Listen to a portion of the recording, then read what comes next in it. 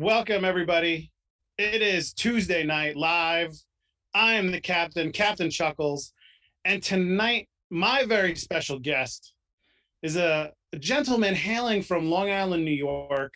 We talked about this offhand. We're not going to talk about that right now. He stands 6'6".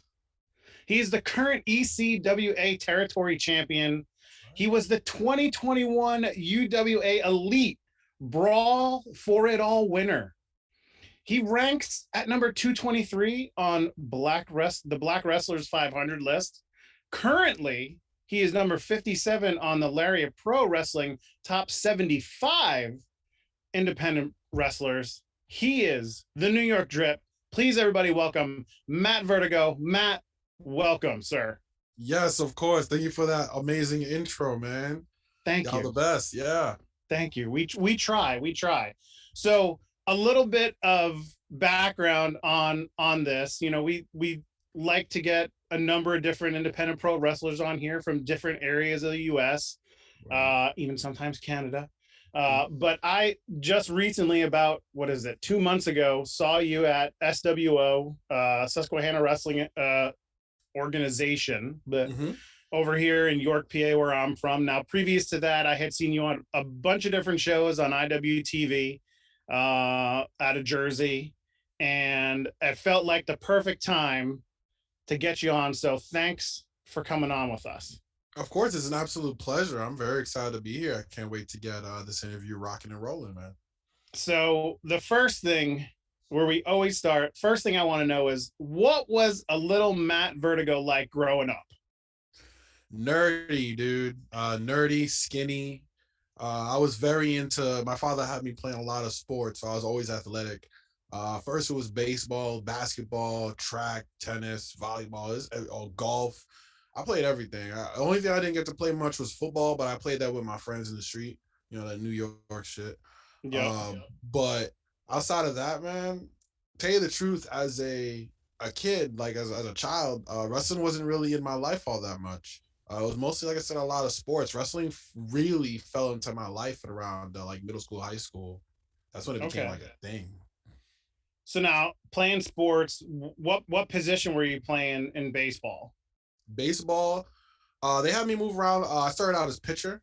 I had a fun time playing pitcher. Then I went to third base, and then I went to first base. So I ended up at first. Now, basketball, you're a tall guy. I'm assuming when you were a little kid, you were still on the taller side. So yeah, I was. What were you a center? Were you a shooter? I'm a shooter, but I played power forward. Okay. But high school and middle school is a completely different from like a college game. Like you could be playing center in high school, and college, like you're a point guard. And everything just changes. Your whole game, everything you've learned this whole time completely changes. Yep. So when I played in college for like 6 months, I was playing point, but in high school it was all power forward or center, picking up whatever little spots I could take. So now, one thing that I saw was you were a part of the what was it? The basketball kind of show that they had, the heels versus the faces. Yeah, basketball. Yeah. That was on IWTV. It was. So we're gonna sway a little bit, but how did you get involved in that? Shane Fair, man. Shane Fair ran the whole thing. Put together one hell of an event. And he came to me and he said, dude, I really want you to be a part of this. And I said, of course. Hell yeah, anything to give back. That's one thing that I love to do, is give back and really help those that need it. And that's what that event was all about, giving back and helping those that need it. And it was bigger than any basketball or any wrestling event. And I was very, very happy to be involved in that event. It was fun. Even though it was wild, it was fun. Yeah, I think it raised like either almost or over like $9,000. Yeah, it was over.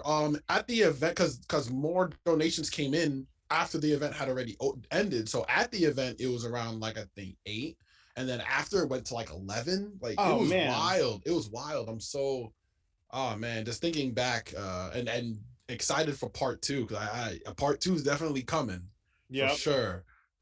Now you were on the Faces team, correct?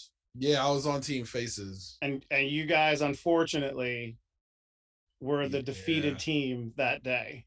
yeah, it sucks, but I mean, it wasn't really about winning or losing for us, you know. It was True. about putting it on for the people that really needed it, you know.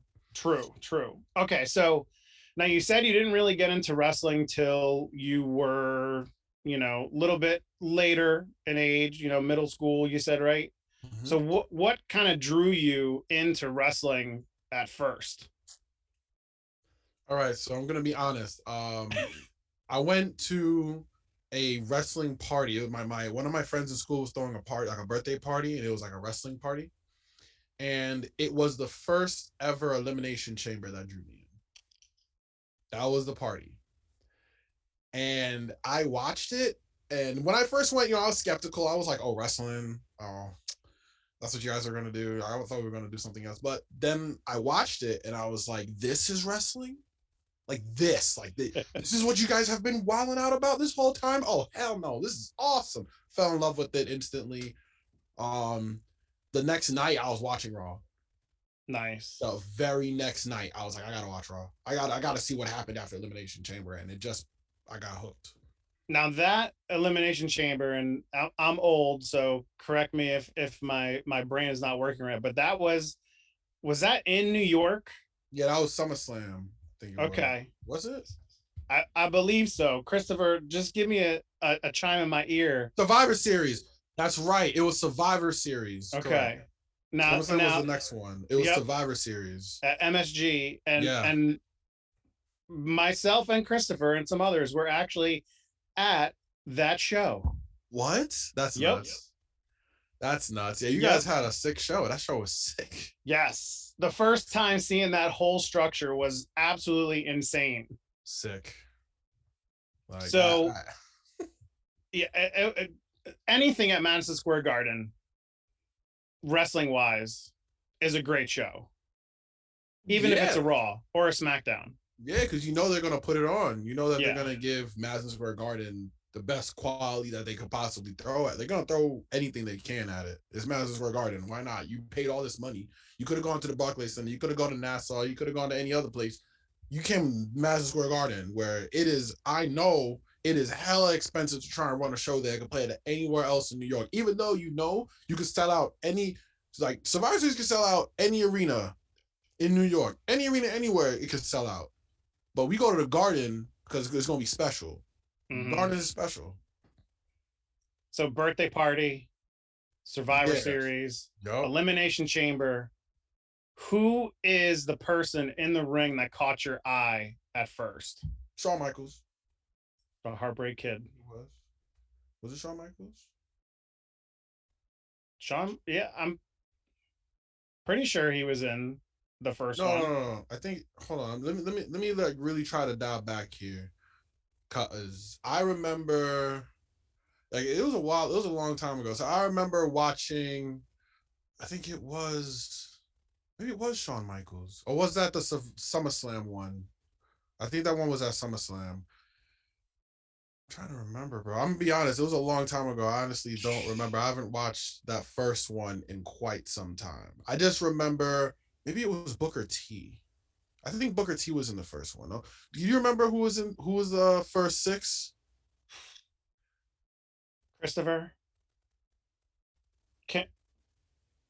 I knew it was Shawn Michaels. There you go. There you go. I'm like, it had to have been. No, I know. I know. It was Shawn Michaels. I know. Dude. So everybody in the chat, Chris is behind closed doors. He's the voice in the sky, and he just radioed into us that Shawn Michaels was the first winner there. So that's what we're confirming here. We're not crazy. We promise. I knew what I was talking about for a second. I was second guessing myself, but I knew it. I knew a young Matt was like, "Oh my God, Shawn Michaels." I knew it. So is he the one that kind of got you really like drawn into like 100%. Wrestling and WWE? 100%. I was super invested in that. And then I remember seeing Shawn Michaels and Triple H at SummerSlam. that match was, I was like, oh my God. Like my friends really tried to bring me into wrestling, but the first guy that really like made me a huge fan where I was like hooked was Randy Orton. Why? Young Randy Orton had me hooked because he was just beating people up for like he was a nice talker, and then he'll just RKO you out of nowhere. And it was just like, oh my God, did he really just RKO her? Oh my God, did he really just Yep. RKO the legend? Oh my God, like it was just every week I was excited to see what a young Randy Orton was gonna do the next week. That's what pulled me in like long term was Randy Orton. Yeah. Now, correct me if I'm wrong, but not, I think earlier this week or late last week, you just had your 10-year anniversary in wrestling, correct? Yeah, 100%. It's been Congrats. a long time. I mean, I've early in my wrestling career, I didn't take it as seriously as I do now, but I'm humble and I'm ready to keep going another 10. Like this is a completely different Matt Vertigo that we're looking at from 10 years ago for sure. Well, congrats on 10 years. I'm Thank sure you, man. Thank you, everybody man. is wishing for another 10 more. So 10 years ago, where did you where did you decide to train So the when you first first started out? place, I went to Ace Pro Wrestling. Um, Over there they had April was there, Lethal was there for a little bit, and there's a bunch of friends that I had when I was back at wrestling for a while. They had me come to Ace, and I was training there. I was learning for a while.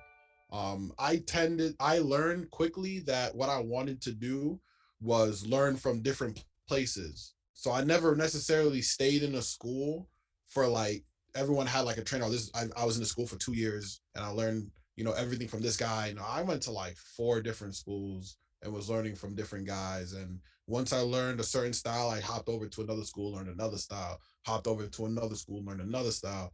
That's why I pride myself on the fact that I could do many things. I could wrestle different styles. If we want to throw strong style, I could do that. If you want to throw lucha, I could do that. If you want to throw high flying style, I could do that. Brawl, I could do that. Like that's all because I was able to train different places and learn from different people. I was going to say you definitely have a hybrid when it comes to seeing you in the ring because you can get down on the mat and wrestle, you can throw those hard hits, but then you're also doing flips off the top rope, which Yep. is for a guy who's 6'6". I mean, a lot of people don't expect that from someone as tall as you. It's true. 100%. That's why I like to do it. I don't do it as often anymore. I'm trying to change up my style with, my I'm gaining size. I'm working on putting on size, so that's gonna change up things a little bit. But I mean, I could do it all, and I pride myself on the fact that I can. So out of all the places that you trained and all the different trainers that you had, was there someone that really like put a mark on you and something that you remember to this day? Can you pinpoint somebody like that? Yeah, it's Eric Corvus. We have a lot of wrestling beef. Eric and I. We're always He's a bozo. yeah, he's a bozo. That's where it all started with him and KTB. But Eric Corvus taught me a lot. He brought me under his wing. Arcadia as well. Both of them, really sat me down after every match and was like critiquing it and telling me what I need to do and telling me what I need to work on and telling me that I need to put on size and I need to do this and need to do that. And when I was at the lowest of my lows, those two were the two that were there. So I really want to thank Eric Corvus and Arcadia for really pushing me to be the wrestler that I am today and pushing me to just not quit because I was at that level as well where I wanted to quit and they were like, no, you're too good to. And I love those guys for sure. That's awesome that they had the positivity to throw in there and be like, no, no, no, don't just because you're down now doesn't mean you're not going to get past this hump. Correct. So what was the worst part of training when you first started out? Hmm. Drills. I think that drills was tough. My cardio was I don't want to say my cardio was bad, but I wasn't a strong kid. I was very skinny, kind of weak. When I first got into the wrestling game, that was a one thing that everyone kind of I don't want to say made fun of me, but like, came at me about was my size. I was like this lanky, skinny. I was 6'5" and could like 150 pounds soaking wet. Mm. So definitely that, like my size definitely held me back. But that's all in the past now. I'm moving forward trying to put on this weight so I can start tossing big boys. Yeah, and KTB he's a pretty big dude. Yeah, I You've tossed him too. Yeah, you've had some great matches against him in a number of different places. Yeah, we But go to war. now, if anybody watches your Twitter, there was a little picture of you up not too long ago in front of an MLW screen. Yeah, there was 100%. Is there something behind? Is there something working behind the scenes there? No, I'm not gonna spill the beans on anything like that. Ain't nothing really going on. I got invited to help out at that show at Fightland, and I was backstage helping out. I helped out with set up the ring. That's one thing about myself, is that even at 10 years in, I'm gonna keep showing up to these places and setting up these rings and setting up these stages. And I learned a lot. One of the most important things I learned about is one thing that a lot of people don't know is I'm very into production. I am huge on production. I like learning about stages and lighting fixtures and camera angles and different things that are in place for the show. I'm all about that. So getting to be a part of a televised production is the first time I was involved in a televised production, Mm. by the way, compared to like streaming online or putting on YouTube or whatever. So being a part of a live production was completely different from being a part of anything else I've ever been a part of. And then I was backstage and they were just like, we need someone on bell. Matt, you're gonna go do bell for the show. So now I'm learning other things. So it was just a huge learning experience. I'm very thankful for MLW and standalone wrestling, because Chad Mines is the one that was able to get me involved in this MLW spot. I'm very interested in hopefully working with MLW in the future, but I will be continuing to help out at the future MLW shows, and I will continue to learn and become the best that I could be. They're excellent. Definitely, yeah. Chris and I went to their first show back at the 2300 over the summer in July, and it was a great experience just to just to be there, just to be back to see MLW live and all the guys and everything. It was an awesome experience to be finally back, because that was Chris had been going, but that was my first event back since all of the COVID world stuff started happening. So it was really Mhm. awesome to see that. Yeah, Now it you was awesome. mentioned now you mentioned production, you mentioned sets. Do you miss that, like WWE doesn't do like the big elaborate sets anymore? 100%. I complain about it. Not all the time, but I complain about it often, especially when it's like a big pay per view and I'm like pretty excited. As much as I'm a wrestler, I'm a huge wrestling fan. Huge wrestling fan. You can't necessarily love the sport if you're not a fan of sport. That's just the way I feel. So I'm huge. I be complaining about the sets all the time, all the time. I was very excited when I saw that like SmackDown had its own set and it had like it had the arches in the entranceway, Mm-hmm. and then Raw had that half pipe. I was like, oh my god, this is the start of something new. And then they went right back to the similar sets, and I was like, god damn, Yep. we just made progress on these sets. I was excited, man. They brought me back down. Hopefully, they change it up again. Yeah. Now there's so much wrestling out there. What are you just watching and consuming everything that you possibly can, or do you have a favorite that you love to watch every week? Well, the favorite is AEW. I feel like that's also the place that I am pursuing. A lot of my friends are there that I really support. Sonny Kiss, so love that man to death. Um, what's it called? Pride and Powerful, love those guys. They were instrumental in my early training as well. Mm-hmm. And I just can't, I can't take my eyes off that show. So many of my friends just show up on the show, like TJ Crawford was randomly on AEW, super hyped about that. I hope that he gets a speedy recovery. Had a Yes. ACL tear that he announced recently this past week. So hopefully, we get to see him within the year come back stronger and better than ever, and back get his AEW, get back in AEW again. Mm-hmm. And look, I love wrestling in general, so I watch as much as I possibly can. So you hit the nail right on the head. I do have my favorites, but whatever is on, I'm gonna watch it. I don't care if it's GCW, I don't care if it's ICW, if it's New South, if it doesn't matter. I'm gonna watch it as long as it's in front of me. I love it. Nice. Now, before we were on, everybody, Val came in. She wanted to say hi to Matt. Now, now there, Val brought up a soft spot, and that was Mania weekend. You were supposed to be there. Unfortunately, you got COVID. Now, the match that was supposed to happen that weekend at Tony Deppin's beer house would Oh, have been a banger. it would have been nuts. I was talking with Myron at MLW because I never necessarily met him. We were Mhm. talking online. So I met him for the first time at MLW and he looked at me and he was just like, yo, bro. I was like, dude, I What could know, have man. been. It could have been absolutely insane. But you know, it'll happen. You know, I keep my spirits high. I know that you know, people see what I'm doing. And if I just continue to work hard and push myself, I'm gonna get that opportunity again. That's why I'm here for Dallas. Yeah. I'm going hard for Dallas. I hope that I get to get that match with Myron in Dallas for sure. I was gonna ask, has there been will there be the match that didn't happen rematch? I mean, you got to ask Tony Deppin. It's up to Tony Deppin. He's the booker. Right. So Tony, listen, I know you're watching. We're both in the state of Pennsylvania. You know, come on, make it happen.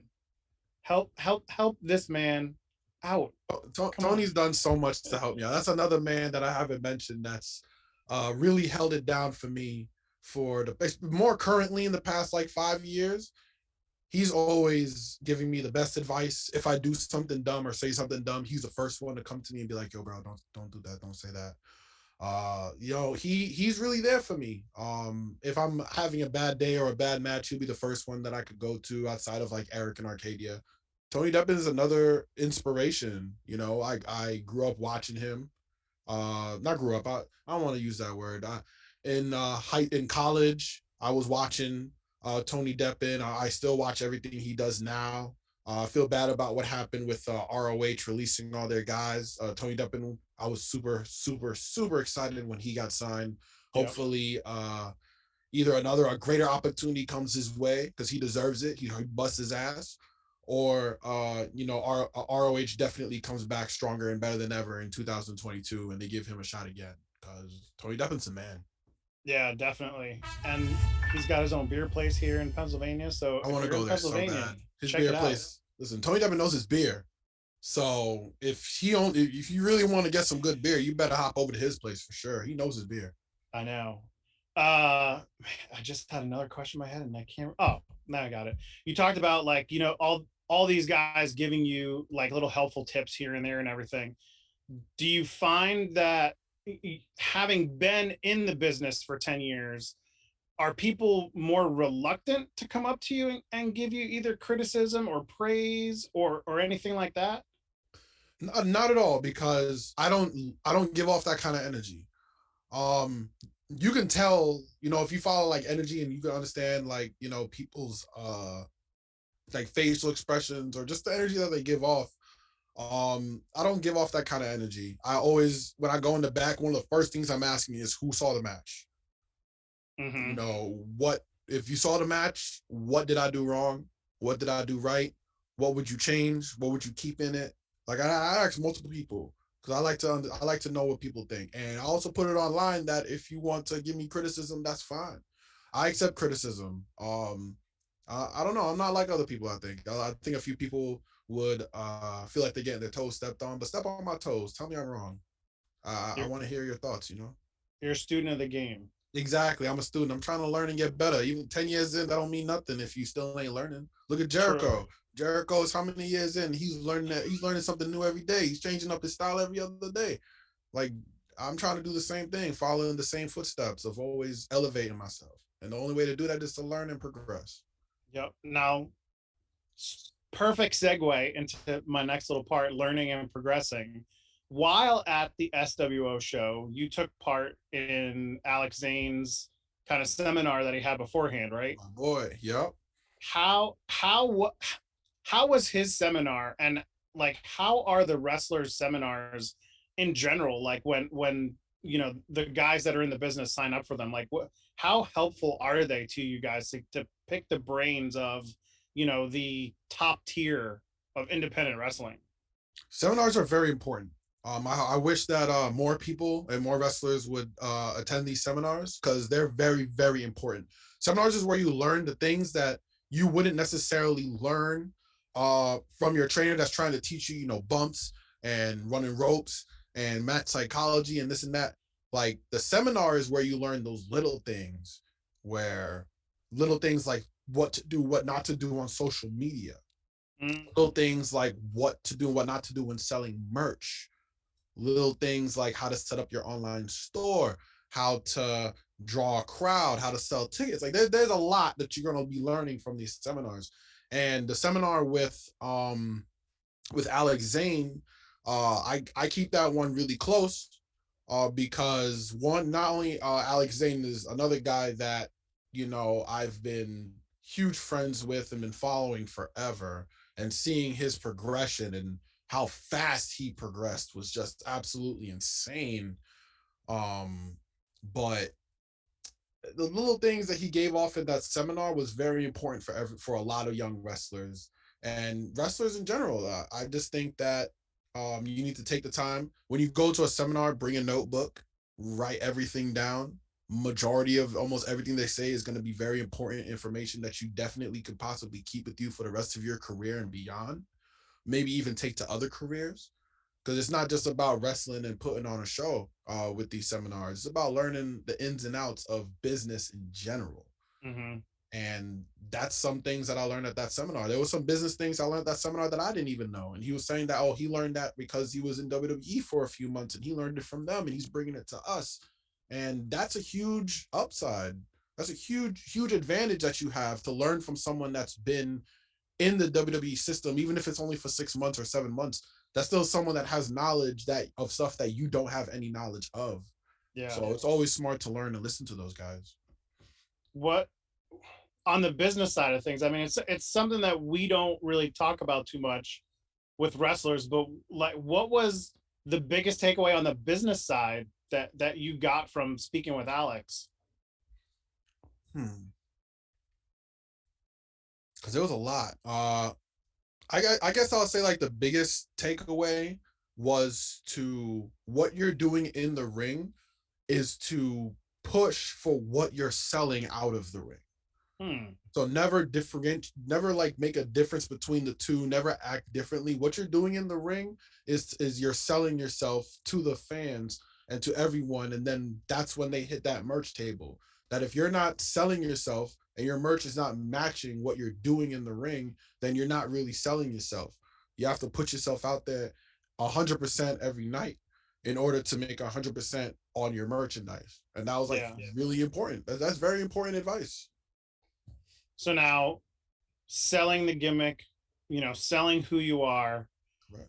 You're one of your monikers is the New York Drip. Now for us old people, can you explain to us old people what drip is?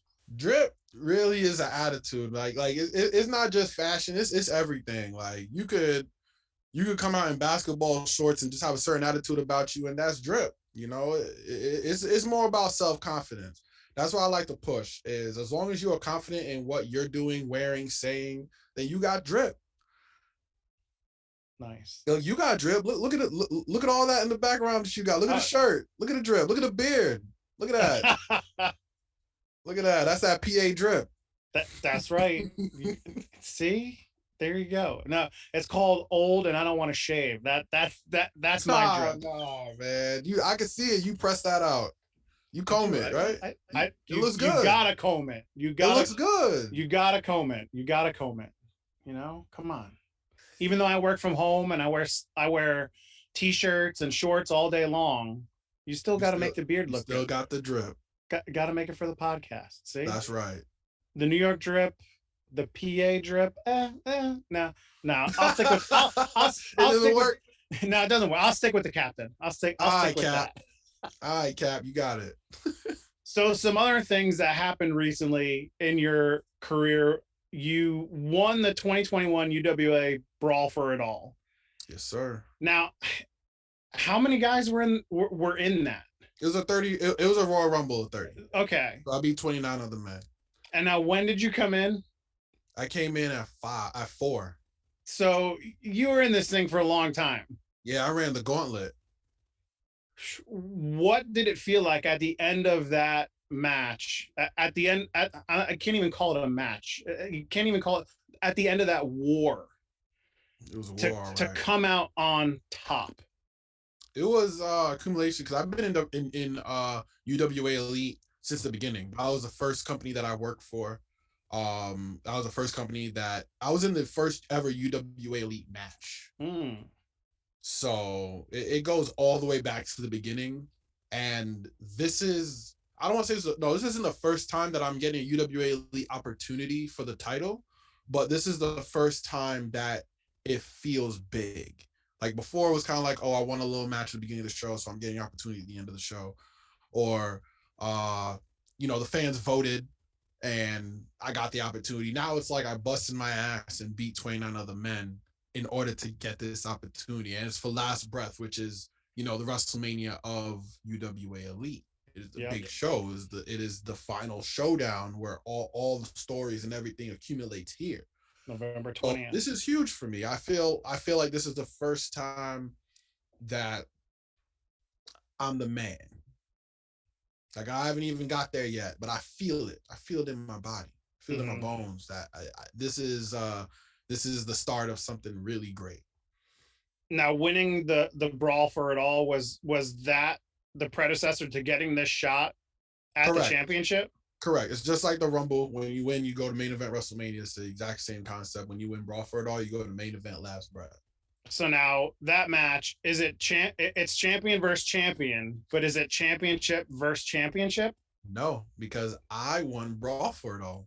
So if I win, I come out double champ. If he wins, I still keep my territory championship and he retains the UWA Elite Championship. So it is champion versus champion, but only his title's on the line. And that match is against the Dark Angel, Vincent Valentine, correct? That's right. I went to his hometown in Florida about 2 weeks ago and cut a badass promo on him. I hope he's ready. And that's November 20th, correct? Yes, sir. November 20th. I think we got the graphic scrolling at the bottom of the Twitch. So if you guys can go, if you're in it's in New Jersey, correct? Correct. So if you're in the New Jersey area, check it out. Definitely come by and see Vincent Valentine get his ass whooped. It would be one hell of a moment. Now, I mentioned earlier, and you just mentioned the ECWA territory champion. Now you've had that for 200 plus days. That's right. Something like that. Now, right. a lot of people that come into our chat, they're from the South. They're looking at Southern promotions. Now, ECWA is up here in the North, PA, New Jersey area. Now, correct me if I'm wrong, but that championship can be contested at a number of different promotions. Correct. It is technically not necessarily ECWA. It's the wrestling estate territory champion. I compete at ECWA, at SWO, World One, UWA Elite, and whoever wants to smoke could come and get it. It doesn't really matter. And I would love to try to branch it out to even more companies. That was my goal. I said that when I became territory champion, that I wanted to give people opportunity. I wanted to make this title bigger than it could possibly ever be. I wanted to take it all over the US as much as possible and defend it anywhere I can. SWO was technically not even a part of the territory until I came out and said, I want to defend this at SWO. And then I spoke to both promoters and told them, look, I want to come to SWO. I want SWO to be a part of this. They spoke and they said, all right, let's go. So hopefully I can do that for more promotions and really get this territory thing rolling in other promotions. And you got robbed against Tim Rush at the SWO show in September. I just want to put that out there. Yeah, who hit some of the nuts twice? Yeah, right. Who does that? Tim Rush, man. He'll get Uh, his. He'll get his. he will. He will. Anyway, let's step out of the ring for a second. Mhm. We've talked a lot about inside the ring. Let's step outside of the ring. Let's talk about some things you love to do. All right, let's So, shoot. so behind you, there is a wall of Funko. We talked about it before we actually went live. Now, there's got to be at least 50 I think up there's way there. more than that because it's Yeah. let's see, 1, 2, 3. It's 6 across and 1, 2, 3, 4, 5, So 6, yeah, we're 7, 8, talking 9, 10 down. we're So talking there's there's got to over be at least 100 there. 100. At least 100. So what's your favorite Funko that you have? My favorite is right here on this side. It's the giant Thanos. Yeah, I love that Funko Pop with him just smiling. Yep. Oh yeah, that one has a special place in my heart, especially since you can't even find it. I haven't found it anywhere else since that day online. That's the only place I've ever. I got lucky. My friend works at Target, and he said, "Matt, I have this pop. You're gonna want it." And I just said, "Just give it to me. Just give it to me. I don't care how much it is. Charge it." Now, is there a pop out there that has eluded your grasps that you want so bad? Not necessarily. I don't want to say it's like eluded me. But my favorite game right now is Apex Legends, and I'm trying to collect as many of the legends as I can. And some of them I just can't find, and I don't want to buy it online. I don't want to cheat. I don't like Yeah. buying it on eBay and second sale. I want to find it. So I'm trying to that's the thing that's bothering me is trying to complete all the Apex Legend characters. That's what I want to do. It's like when I was a kid, you didn't want to just go into a store and buy the card that you needed to complete your baseball or hockey or set. You wanted to Yeah, still buy all the packs I'm and the get nut. doubles and triples of everything to find that one that you needed. Correct. I'm the nut. I played Yu-Gi-Oh and Pokemon back in the day, so I'm the nut that instead of going out to buy like a one card that I need in my deck, I'm gonna go spend the $70 and go buy the giant box of packs and try to find it in the 48. And if I can't find it in the 48, I'll sell what I can so then I could buy it. Okay. Like I'm at that level. So Yu-Gi-Oh and Pokemon. Yeah. Who was your favorite character for both of those? I mean, and now there's been so many iterations of everything. So who pinpoint who was Matt Vertigo's favorite My favorite in Pokemon? Yu-Gi-Oh was Pegasus. Okay. And Pokemon, I gotta go with Brock. Everything that Brock did was gold. I miss that man in Pokemon, man. It's just not the same without Brock. I was a Blue Eyes White Dragon because I love Oh, dragons. I oh, you're love you're not going with dragons. you're going with monsters, not even like the characters. Not characters. No. I'm talking monsters. I'm Oh, talking. see, Well, hey, what? Anything, all right, hold on. anything, Let's bring it back anything. here. All right, when it comes to Pokemon, it's Gyarados. Gyarados is my favorite Pokemon. If I could have a giant Gyarados that just like wraps around my room, I would. And for Yu-Gi-Oh, hmm, damn, that's hard, bro. I had so many decks. I had so many. But there are so many There's good just so many monsters too. cards and so many good monsters. It's so hard. I'm gonna instead of going with an actual monster, I'll go with like a deck, and I'm gonna go with Shadalls. I'm huge. I was a huge fan of Shadalls. Construct was when Construct got banned, I almost cried and quit the game. So that yeah, I'll leave it with that. If y'all know Yu-Gi-Oh in the chat, y'all know what I mean by when I say Construct originally got banned. Like I was fuming. My favorite Pokemon was always Gengar. Gengar is fire. I I, have him in I don't Pokemon Go. I don't know why. Like I just love the look. Like I love the purple. Like he was a mean guy. He was purple. Like it just drew me to him. I loved him. I get it. I completely get it because I can't get away. Gengar's in one of my top Pokemon in Pokemon Go, and I love Gengar. I completely side with you for sure. Thank you. I think I even have like a little mini like stuffed Gengar somewhere. I don't know. It's probably in a Now I need to get a box. Gengar. All of a sudden, the next time I'm on the podcast, you'll see a Gengar floating around up there for sure. I love it. Now, roller coasters. Yeah. You're a lover of roller A coasters. maniac. Now, if I may tell a story, I was so afraid of roller coasters when I was growing up as a little kid. Like to the point where there was a place called Nunley's on Long Island that was like a little kids like playland. They Yeah, I had remember rides them. for little kids and everything, and they had the dorkiest roller coaster. I swear to you, it was straight. It went up in a bank, down, up, and then a bank again. And Yeah, I I got on remember that that thing. ride. It was like a, was it a dragon? I don't know. It could have been. I don't remember. All I remember I though is remember I it got though. on it and I started to cry.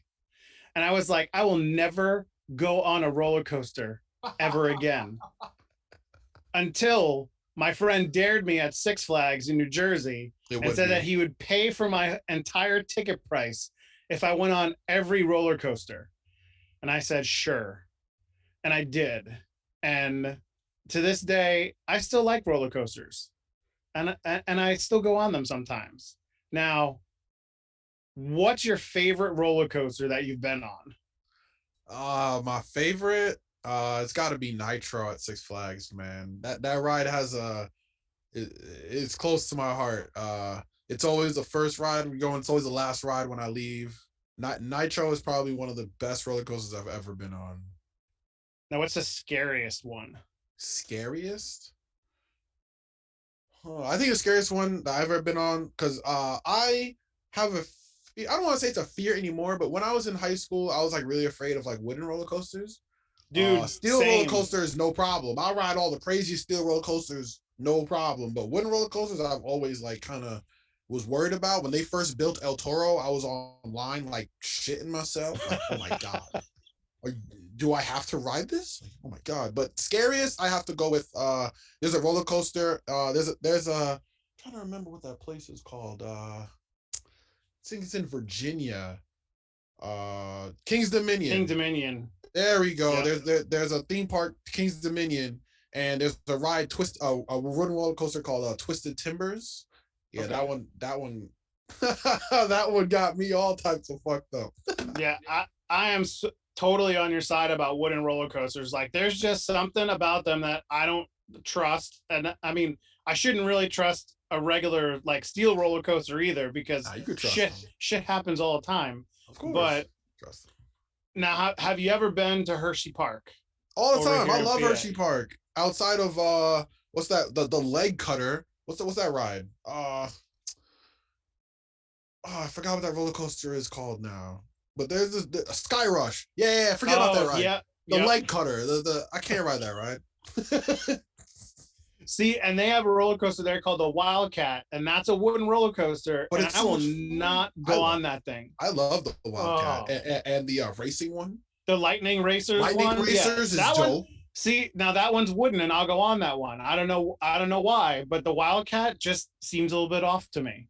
Well, Wildcat is a really old ride. I'm not gonna say it's awesome. Wait a minute. Am I going back? Yeah, you know what? I'm on your side. I kind of forgot what I kind of what's it called? Put Wildcat and Lightning Racers. I kind of got them mixed up for a second. No, Wildcat is the one that was like banging. Like, oh my god. Yes. Oh yeah. Yeah. You're No, all no, no, yeah.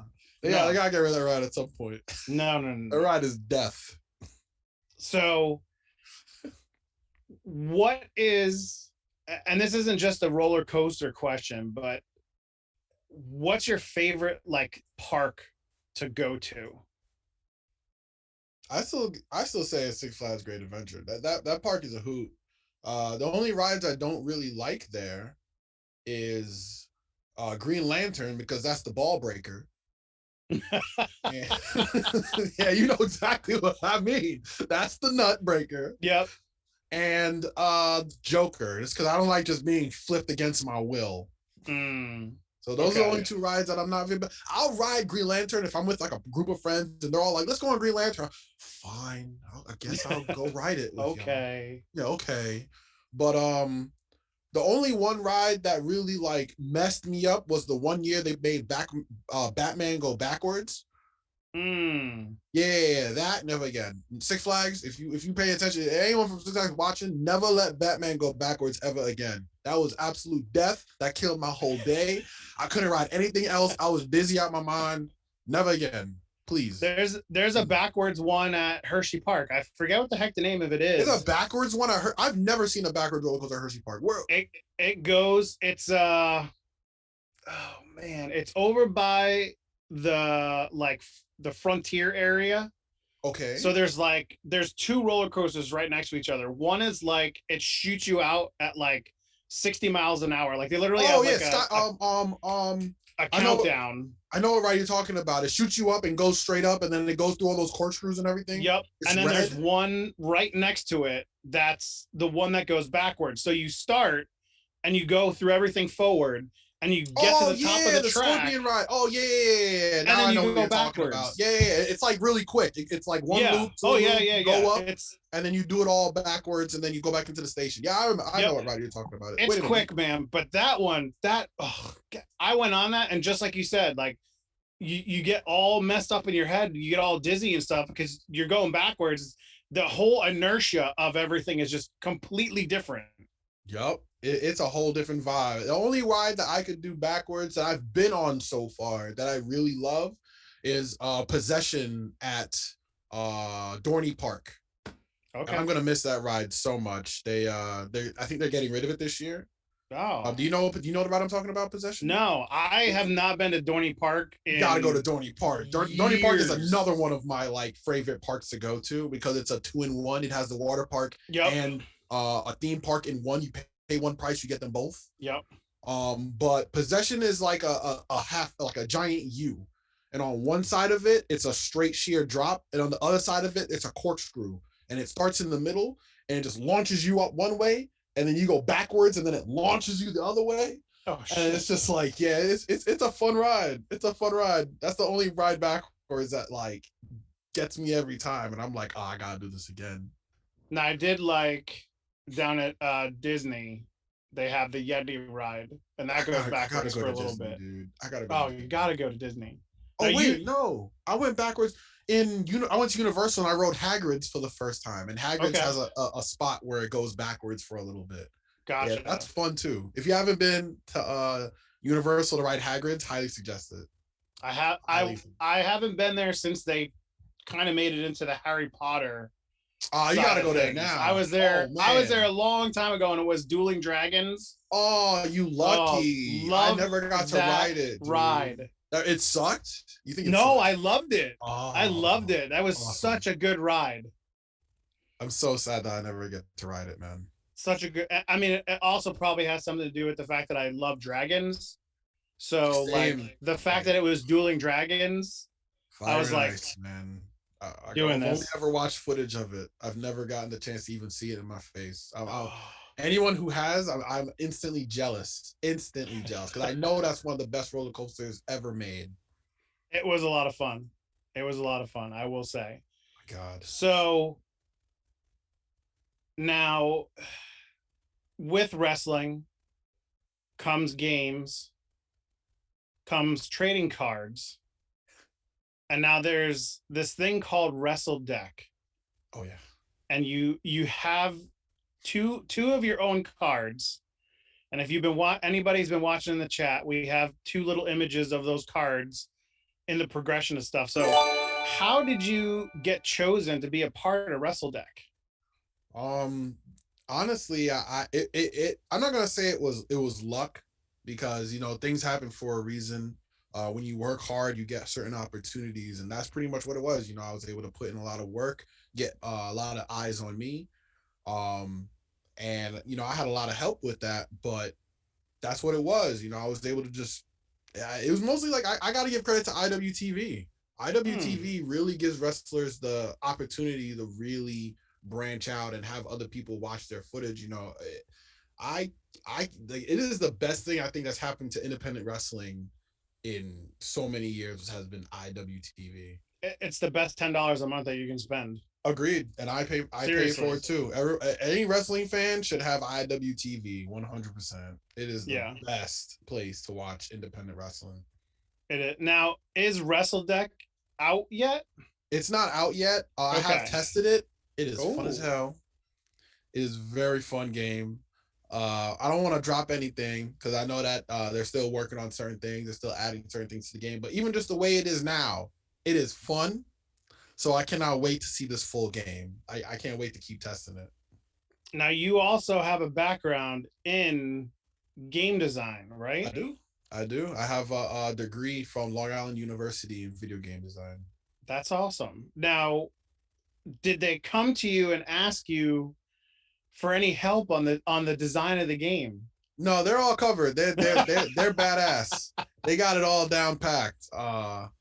But I do give them advice from someone Okay. who does have a degree and does have a background in game design. I have given them advice, and that's why I said I joined their game as a tester.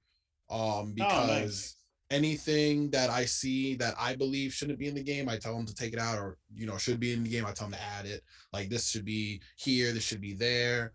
And it's not just about gameplay; it's about a lot of things, UI effects, and placement of where certain things should be. Your stars should be up here, not down here. Certain things like that. Yeah. I try to help out and critique, but listen, they got a great staff and they're putting together one hell of a card game. I can't wait. Like I said, I can't wait for everyone to get the opportunity to play it because it's fun, man. I saw the cards and they're really cool. They have you as a mid card. I don't know about that, but I mean, We'll see after November 20th if they can try to keep me down there in the mid. I don't think you could be two. I don't think you could have two belts and be in the mid card. I don't know, man. that's true. That is true. We'll see. So, being from New York, I grew up in New York. I lived in the tri-state area for a while. You're We got to talk about New York traffic and how oh much it god, sucks. dude. I almost was late here just because of it. Oh, no shit. Damn. Yeah, New York traffic is ass, bro. Like it's not even that New Yorkers can't drive. It's just that there's just too many of us. Too many. Like New Yorkers could drive, like, and yeah, we be swerving in and out of traffic and stuff like that. But that's because there's so much traffic. It is bad. It is really bad at times. What's the worst place to drive to in New York? It doesn't matter. The worst place is the belt. Anywhere you're driving on the belt The is the Belt worst place Parkway. ever. The Belt Parkway is the worst thing ever. And I have to take that to get into Jersey every single time. So I'm always in traffic on the Belt. I'm always trying to leave like 2 hours earlier than I normally want to because it's going to take me forever to just get out of New York. Once you get over Once you get the past the Belt Verrazano. and you get past the Verrazano, I mean, you might hit a little bit of traffic in Staten Island, but once you get into Jersey, yo, people in Jersey be complaining about traffic. Y'all don't know shit about traffic until you sat on the Belt Parkway and went nowhere in half an hour. And it doesn't matter what time you leave. Like you just like you said, you could leave 2 hours early before you normally would leave, and you still get caught in traffic. Bro, when I was going to Florida a couple weeks ago, my flight was at 6 a.m. I was there at 4 a.m. in traffic on the Belt. Like what? It was on a Tuesday. At 4 a.m. on the Belt is bumper to bumper traffic. I'm sorry, but none of y'all in Jersey have to ever worry about being in bumper to bumper traffic unless there's an accident or something stupid is happening. Not just every regular day. Bumper to bumper on the Belt is regular every day, every morning, every night. I take the Belt when I go back to see my dad, and it's like no matter what time I leave, no matter what time I get there, there's always traffic coming in. The last time I left, coming back, oh my! I mean, for everybody in the chat room, Jesus Christ, it really is only like a 25-minute drive to get to 25 to a half an hour to get to the Verrazano Bridge. Yeah, maybe even less. Maybe even less. If you hit on it depends on obviously where you get on. Yep. But I think that at like 2 a.m. one time, I got lucky when I was cutting home from somewhere in Jersey, and I was able to get home in 20 minutes from tip to end. Lucky. So it really does depend on where you are. I'm sorry, but continue, brother. Oh man, but 25 minutes will take you easily an hour and a half. Maybe easily. Yeah, maybe even more. Dude, man, it took me almost like 5 hours to get to Atlantic City one time. And 3 hours of it was just trying to leave New York. Yo, it's New York. Oh my God. Oh man. But as bad as New York is, at least it's not LA. Yeah, LA traffic is pretty stupid At too. least it's not LA. LA traffic is pretty stupid too, but there's just something about the belt. I don't think anything could beat the belt. It's like the It's a seventh parking circle lot. of hell. It's a parking lot. Yeah. So you're driving everywhere. You gotta have some funny, interesting stories from the road. Now feel free to change names, you know, to keep anonymity, all that good stuff. We don't want to cancel anybody. Yeah, no cancellations, please. Please, for the love of God, no cancellations. Give us a funny road story that's happened to you while you've been traveling. Oh man, to be honest, it's not like too much like really funny stuff. But I definitely was on a road trip where like what like we were all like falling asleep, we are all like, messing with each other while we were sleeping, taking pictures, selfies, all this guy's knocked out. And one of us got out he needed to use the bathroom real bad. So we're like, there's nowhere to stop. Like, we gotta get to the show. And he was just like, pull over. And he just runs over into the woods, and he's like taking a shit in the woods, but he's still using his phone. So like, so we're all just dying laughing, like, oh my God, you can't even put your phone down for 5 seconds to take a shit. He stays there tweeting In the taking a shit in woods. the woods. Yeah, that was just something else, man. Oh my good. That and you don't have anything to sit on. You can't even be comfortable. No, he was chilling. If you're tweeting, then you're chilling. Ain't no one gonna be tweeting and they're uncomfortable. He was pretty comfortable. Now on the road driving, where are the places that you're gonna stop to get something to eat? Wawa. There's no Wawa in New York, and I love my Wawa. So the second I see a Wawa, pull over. What's the go-to at Wawa? Oh man, I gotta go with anything that's buffalo chicken. Wawa got some good. I mean, Wawa just got good sandwiches in general. I really like. There's a couple of times I went to PA and I saw like a secret menu at Wawa, and I was like, what the hell? And they had like some secret shakes and stuff like that. I'm a foodie. Like, I may not look it, but like I eat, and that's sometimes it's a problem how much I can eat. Sometimes it's really a problem. I gotta really be watching my calorie intake sometimes, dude. I know what you mean, bro. I know what you mean. So like it really don't matter. But I think that definitely, because I'm from New York and we just love our heroes and rolls here, I gotta get something on the hero, dog. New York bread. Best I bread know around. there's nothing like it. That's one of the only things keeping me in New York bread. Bagels, pizza, and rolls and heroes. Yep. Like, there's nothing like it. If any of y'all in the chat ever come to New York, go to a deli in Queens and get yourself a chopped cheese, bro. Change your life. Get a bagel, get some cream cheese on that. Yeah, get fancy, slap some salmon on it. Yeah. Ooh, yeah, yes. I get a little fancy. So now, you've been in Pennsylvania, are you, and specifically Central PA, because that's where a lot of this one chain of gas station / convenience store is, Rutter's. Now, are you a Rutter's guy or a Sheetz guy? Damn, bro. I'm about to get a few haters, and I like Rutter's. Like, Sheetz is alright. Yeah, I'll go there if there's nothing else around, but I search out for Rutter's. Rutter's got some good food, bro. They do, when they have it, man. When they have it, yeah. When they have it. I got Luckily, one. Right? I haven't run into that situation too much, but when they don't have anything, it is like a punch to the gut. I got one literally right down the road from me, and one night I had a hankering for onion rings. Oh, their onion rings are so good. They had no onion rings. Oh, I'd slap someone.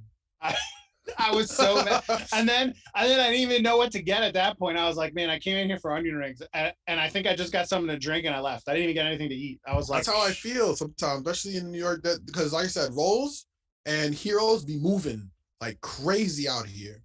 Like, you'll go through 1,000 rolls in a few hours if you are a deli. Mm-hmm. So there are a couple of times I went late night to deli. Oh, we're out of heroes. What? How are you out of heroes? What am I supposed to eat then? Like what? Yeah, no, you got. I hate it when that happens, but it is what it is. You can go to the next spot, figure it out. Exactly. Figure it out. There's a Taco Bell up the road, right? It's got to be Taco Bell, Alex Zane. Okay, what's the go-to meal at Taco Bell then? Taco Bell. Well, they ruined my shit. Bro, okay. They fucked my shit up.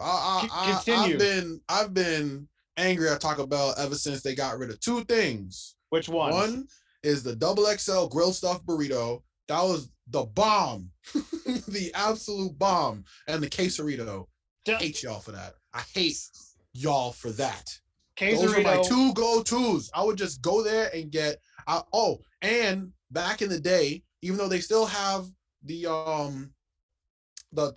cinnamon delights, they had a Captain Crunch delight that will blow your mind, and they had it for like a couple years and they got rid of it and never brought it back. Those three items, fuck you, Taco Bell. I love y'all. I still get my Doritos Locos Tacos, but man, at least give me back my quesarito. Y'all have the ingredients. See, y'all have the ingredients. But Matt, I'm gonna clue you into this. My friend, because I like you. You gonna drop a secret on me, bro? I'm gonna drop a secret. Download the Taco Bell app, because you can order the quesarito from the app.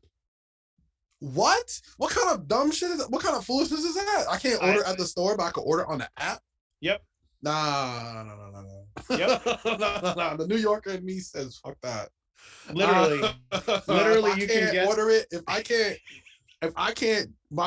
me and my friends are hanging out and we drive up to a Taco Bell. If I can't order the quesarito, I gotta download the app and order. Nah, man. Come on. For what? For what? It's an app exclusive? What is this? It is an app exclusive. That's like saying, in order to get a Big Mac, you gotta download the McDonald's app. What? I'm not ordering that. I know. Get that. Miss me with that. See, but what's even worse is when you order the quesarito with steak, not beef, not chicken, the steak quesarito. You order it, you go to pick up your order, and you don't check your order right away, and you get home and you find out that they gave you a steak quesadilla instead. You see, this is why I don't order on the app. I want you to hear the grinness in my voice when I order this shit. See, now we're talking about when South with me first happened years and years ago. I'm talking 20 years ago. They had the bacon cheeseburger burrito. I will talk about this the hell is thing. That? I will talk about this thing till the day I die, because it wasn't about like what the meat was or the bacon was. I mean, it was just a regular burrito, but it was the sauce. Alex Zane always talks about the sauce. Listen, I call myself the sauce boss. The sauce changes everything. Sometimes it makes or breaks everything, dude. Agreed. And this burrito, and I know I can see Chris in the chat is going, here he goes again with the bacon cheeseburger burrito. But I'm dead. People, if you're not 40 some odd years old, you don't know about the bacon cheeseburger burrito. You are sorely missing out, because it was one of the best things. It was the sauce, just like I said, the sauce. The sauce is what made it. And nothing that they have out there, nothing that you can combine, gets to what the heart of that sauce was. Oh my God, you're making me hungry just thinking about it, dude. I know. I'm glad they brought back potatoes, though. Yes, thank God. I was dying without my Fiesta potatoes. Thank you. Crying. Crying. Like that was happy. I just don't understand the revamp of that whole menu in general. Like, y'all got rid of everything that was awesome. Everything. Like, I can't even get Cool Ranch Doritos Locos Tacos. What is this? Nope. What is this? And y'all know Taco Bell and y'all watching who eat Taco Bell know that fiery Doritos Locos Tacos is prime time if you like spicy. Mm-hmm. Like, why get rid of it? I don't understand why they keep getting rid of it. Give me my nacho fries. See, I never had the nacho fries. Nacho fries is great. Never had them. It is really good for a place that's not known for making fries. Hmm. Taco Bell got some good fries, man. Better than them dusty ass Burger King fries. That's true. I'm not a fan of Burger King fries. Not No, a fan. I always get onion rings at Burger King. There's only one place that I hold dear for fries, and it's not a place that a lot of people like to eat at, but it's Arby's. Arby's Arby's curly fries is top tier fries. Matt, I just go there for fries. Matt, we just became best friends. You don't even Oh, realize that, but we just literally became best friends right there. you are Arby's man, Dude, I love Arby's curly fries. dude, and their mozzarella sticks. Listen, listen. Anyone who hates on Arby's is just hating because they never ate Arby's. Agreed. I can understand roast beef. Maybe not the roast beef, but if you go and just get yourself like a regular chicken sandwich, regular chicken sandwich, get they even got cordon bleu chicken sandwich that's fire. Yep. But if you just go there and get a regular chicken sandwich, get large curly fries, because if you get a small, you will hate yourself. Yes. Large curly fries and some mozzarella sticks, it'll turn you into a fan. There's no way that your taste buds say no. Yes. Unless you're a vegan, and I understand if you are. Yes. They have this great thing, that the $12 family pack. Ooh, yeah. It's two roast beef, classic roast beef, or the cheddar and roast beef. Ooh. 4 small fries, 4 of the little sliders, and a 6-piece mozzarella stick for $12. Yeah, dude. $12. $12. Listen, Arby's is a shit. And like I said, if you hate on Arby's, it's just because you haven't eaten Arby's. That's it. I agree. Because one of my friends was hating on Arby's and saying Arby's sucks and how it don't look good. And I was like, let me take you to Arby's. And then you eat Arby's. I'll even buy you a meal. And you tell me again. Now he hits me up sometimes like, oh, you want to go to Arby's? Oh, now you want to go to Arby's? Now you want to go. Now you want to go. You do? I see how it is now. Oh man, I could talk about food all night. It's making me hungry. I know, I'm starving. I had chopped cheese. I had chicken cheesesteak for dinner tonight. Oh, I love chicken cheesesteak. It was so good. I wish I had more. Anyway, we're gonna get back into the wrestling side of things right now. Word. So we already talked about Saturday, November 20th. You got the match at Last Breath. I saw just the other day that Saw Standalone Wrestling dropped January 29th of next year, Winter Blast. Yep, we're going back to the scoop, where you're going up against Blackstrom, who you've gone against before. Mm-hmm. What are you looking forward to about that match in January? Now it's a special match, correct? Yes. So the first match, he tapped me out with a submission by distraction. All right, the crowd was acting pretty wild, talking a lot of garbage. I got distracted and I lost by submission. So I challenged him to a no submissions match. Can you beat me without using your special abilities and submissions? Can you beat me going one-on-one, face straight, brawl style, beat him up down? Let's see if you can fight. That's what I want to see. I want to see if you can fight. So this is going to be a different kind of match, and I'm very excited for it. He's probably going to get kind of messed up. Like I said, he's great at submissions. He's great at what he does, but I'm great at what I do, and that's putting my foot up your ass and and breaking your jaw. So I'm pretty excited for that match, man. It's going to be good. Now, if he puts you in a submission, is it going to be like a 5-second? He's got to break it? Or... Oh, no, submissions are not illegal. He just can't win. If I tap out. Oh, okay. Listen, the match continues. Okay. Yeah, he can still use submissions. I ain't afraid of that, but you ain't going to try to catch me off guard and put me in no submission that I can't get out of, because he had me in some submission. I got some long limbs. He had me in some submission where I was damn near clapping my hands. I couldn't. So that ain't going to happen again, bro. You're gonna have to knock me out to put me down this time. Oh man. So you have those two. Do you have anything else that's on the pike for you coming up here that you can tell us? That I could tell? Yeah, I have SWO. I'm gonna be back at SWO on December 18th. Oh, that's gonna be a very fun time. I will not be working. However, like I said earlier, I'm gonna continue to go to MLW. MLW has a big show coming up this Saturday at back at the same arena at 2300. Yeah, that's everything for now. I'm definitely pulling in more shows. I'm hoping to work. I got ECWA has a show that's coming up this weekend. Definitely check that out. Um, but yeah, like more shows are gonna keep coming. Winter months is sometimes a little bit more difficult for a lot of us on the east with snow and Yep. all this craziness that the winter comes with. But I'm gonna get my spots. That's what the territory champ does, is continue to go out there and perform the best that he can. Nice. Well, I will see you at the SWO show in December because I will be Oh able to yeah. go to that one. So I will Oh see yeah, you that's there. gonna be fun. Were you able to go to the previous one from Halloween this past weekend?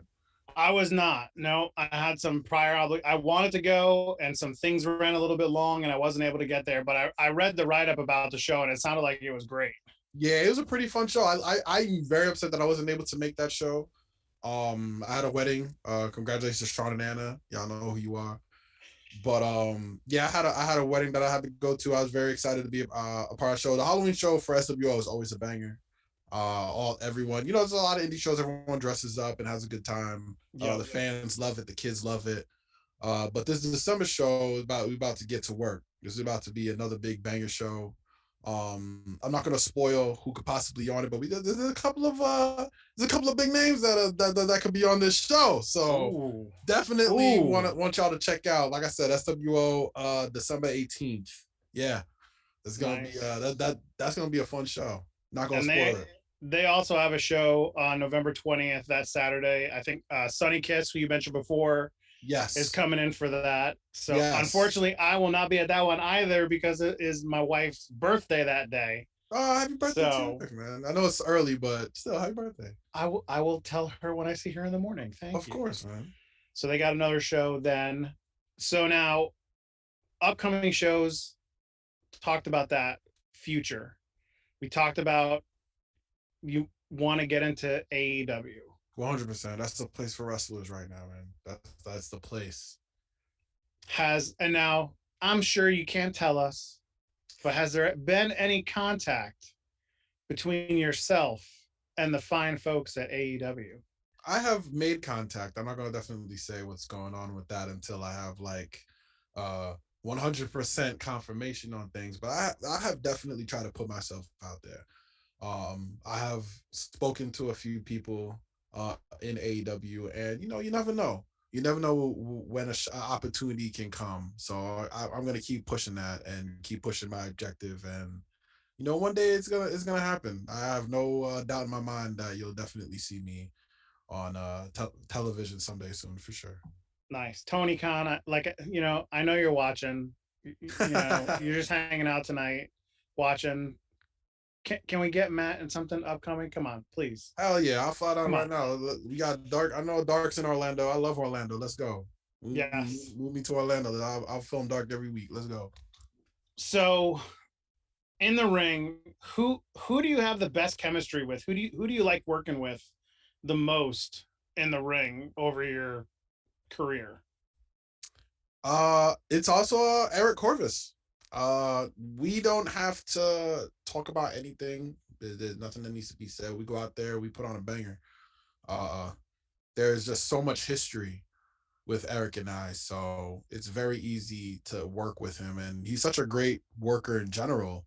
So outside of the fact, even if I didn't know him, he would also be an excellent person to work. I hope that a lot of uh, companies continue to give him the opportunity, and I hope that a lot of young wrestlers get to work with him because he's very knowledgeable. He knows what he's talking about. Um, like I mentioned, another young name, Anthony Michael. He's also in UWA Elite. I haven't been able to get the chance to wrestle with him recently, but over the years, I've wrestled with Anthony Michael tons of different matches and promotions. I love working with him. I can't wait to get an opportunity to work with him again. I think that if I were to win the UWA Elite Championship, or I'll say when I win it, because I'm a badass and that's what I like to do. When I win the UWA Elite Championship on November 20th, I would like for him to be the first opportunity because he Nice. puts in the work. So Anthony Michael, if you're watching, bro, be ready, bro. As soon as I win this championship, I'm making sure that you the first person that's asked, I will.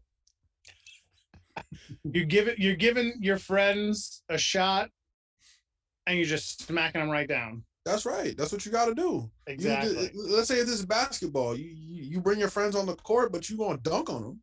Yep. You want to embarrass them, but they got on the court, and that's what matters. Getting in the ring with the champ. That's what matters, you know. But you gonna get your ass bust.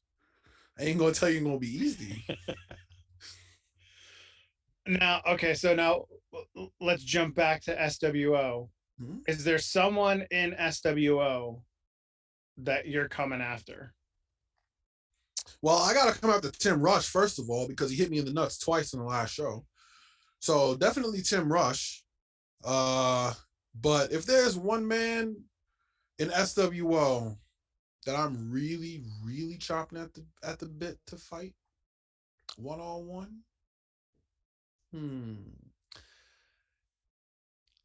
there's a lot. Like SWO has a lot of great talent. You know, like SWO is pretty stacked with talent. Let me think. Brax Keller, I think that he's the PPW champion. That man, I gotta fight. Okay. That's the man I gotta fight. We've been avoiding each other. There was a couple of times we got booked against each other, and the match just didn't happen for whatever reason. I know at the standalone wrestling show where I wrestled Backstrom, I was supposed to wrestle. No, it wasn't standalone. It was a different show. It was 3WA. It was a show with Matt Cardona. I was supposed to wrestle against Keller, and it fell through, and I ended up wrestling Ken Andrews, which is fine. But I need Keller 1-on-1. It doesn't have to be for anything. It just needs to be a battle. SWO again, like I said to Tony Khan, like I said to the guys at MLW. I know you're watching. Make it happen. 100%. Make it happen. And for everyone watching too, continue to give my boys Dog Nation a watch. Those guys, those two continue to put on some fire content out there, fire matches. Everything is hot that they do. Pay attention to Dog Nation if anyone's listening for that, for sure, bro. So the proverbial question that every podcast asks, what is the bucket list match for Matt Vertigo? What is that one match that's on that pedestal that you want at some point in time in your career? Like the dream? Like, are we talking about the dream, or are we talking about like the reality? Because like we're talking the dream match. Man, this is it's tough. There's so many guys, but I'm probably going to take heat for this one, and I always do. I always take heat for this. But as you can see, right up there, my favorite wrestler is Roman Reigns. So he's been since the beginning. That ever since he was in FCW, I've been high on Roman Reigns. And I've never doubted him at any time in his career. When everyone was booing him, I was one of the guys. I went to the Philly. I went to Royal Rumble in Philly where he got booed out the arena.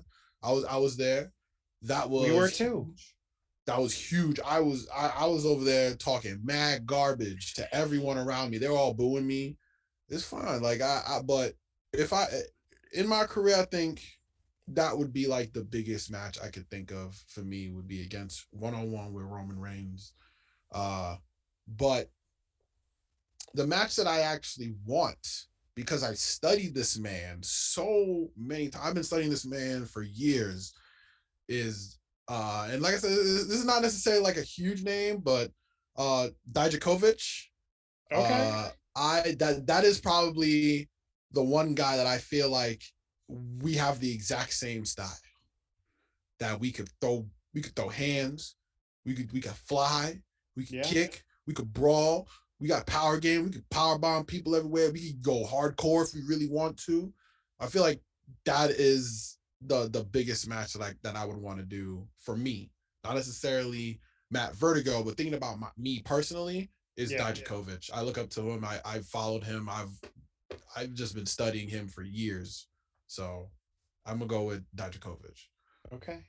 Now, totally random. Behind you is a WWE title belt. Is that a spinner belt back there? Yeah, that's the spinner. Okay.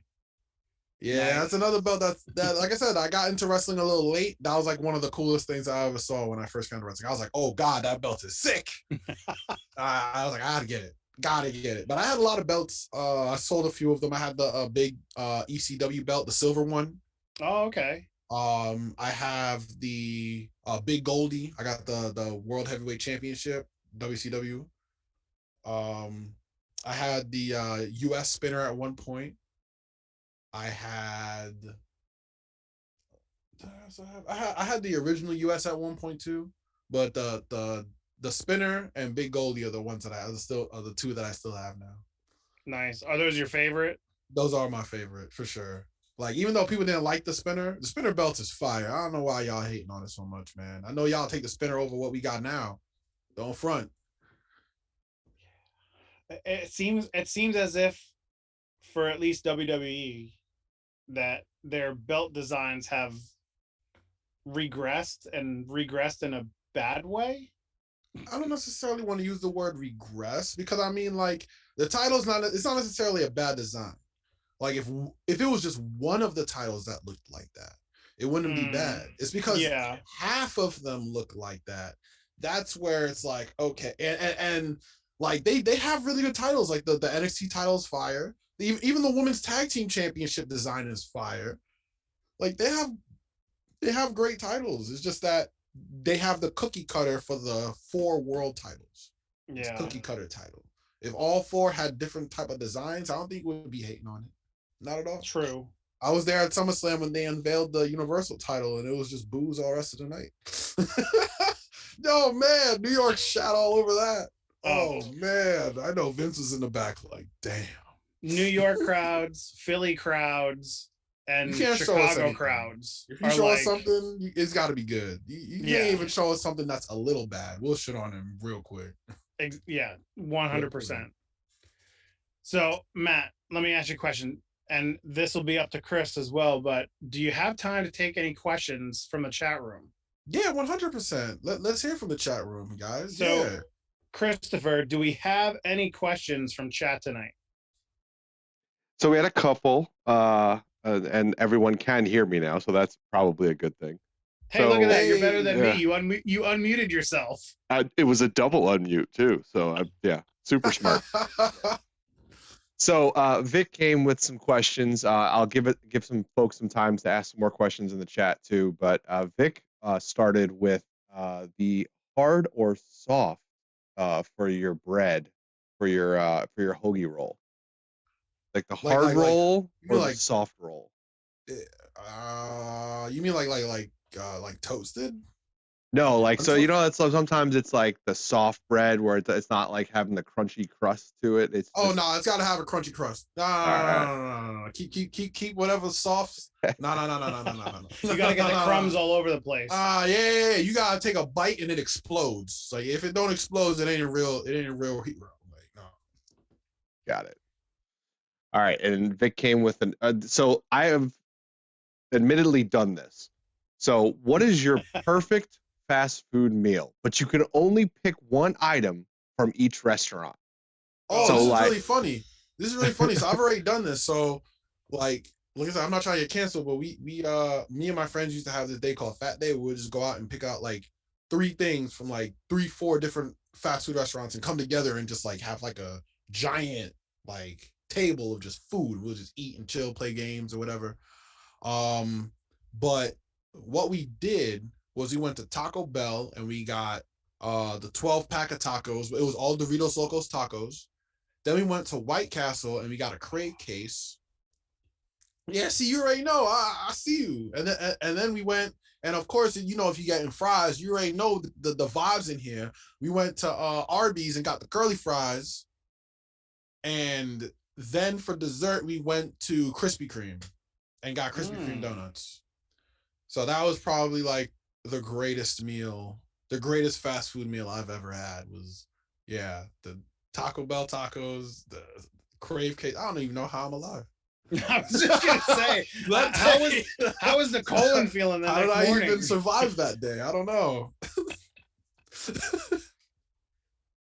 That's I try not to amazing. think about it, but that was an amazing meal. That was a fun time. Never duplicated, because if we survived once, we shouldn't try to. I don't know if we'd survive again.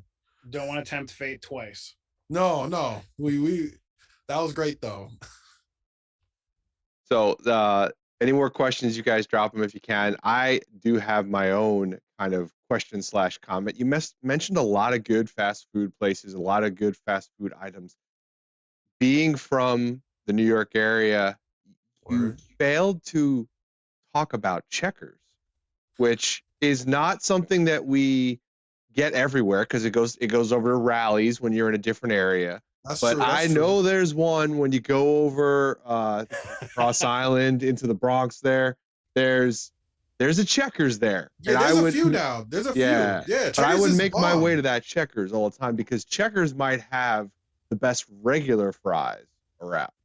I mean, it's not regular either because it's seasoned. Yeah. It's the best seasoned Well, fries. Checkers is fire though. I'm not gonna lie. Listen, we all could go for a Big Buford. That's how you know I've been to Checkers. I know what it heck is. yeah. We gonna all go for a Big Buford. All right, that Checkers is banging. I'll give you that. I'm a Their fan. shakes are really good. I'm a fan of that 2 for $5 double. Yeah, meal that you their can 2 get. for $5s is crazy. You good. get a double spicy chicken and 2 like chili dogs and fries and a drink. You can't pass that up I'm a fan for of their. $7. I'm a fan of their chicken and fries box. My daughter Remember when loves they had that. they used to have a garlic chicken and fries box, and that used to be fire. Oh man, yeah, I love. I'm glad you brought it up, Chris, because our Checkers is definitely got some place in my heart in Hell yeah. fast food. Checkers is fire, dude. 100%. I have literally pulled from one drive-through to another because I didn't notice the Checkers across the street and Yo, I immediately did was that like, too. nope. I definitely did that too. I was pulling in to like get some like healthy food, and I saw Checkers, and I was just like, damn, bro. Damn, y'all messed me up. Quick, Turn that car around. I'm out. I'm out. But outside of there's another one outside of New York that I used to live in Ohio for a couple of years. Steak and Shake. Oh my god. Oh yeah. Oh my god. That messed me up too. The Steak and Shake was now coming after having Steak and Shake, coming back to New York and having like Shake Shack and some of these others. It just don't hit the same, bro. Steak and Shake was something special. So we're just going to stay on food. Val's in the chat. Val always has to ask this question. Val wants to know, how do you take your pancakes? Oh man. Damn, that was a hard one because I got a sweet tooth.